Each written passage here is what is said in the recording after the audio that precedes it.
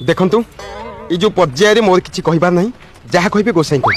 हाँ ठीक ठीक मु कहबे जेहेतु मते कहिबार सुযোগ मिली मु किछि वक्तव्य प्रतिपादन करिवि।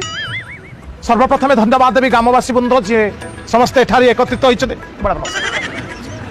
तापर धन्यवाद देवी धनिया दादी को जी मते माँ भौणी सदासुदी करने सहित कुभाषा गाड़ी दे मो पिठी दी बिथा पकई। धन्यवाद देवी मोर दादी एवं टुलू को कहीं दीर्घ दिन धरी से मो लुट्र शिकार होती।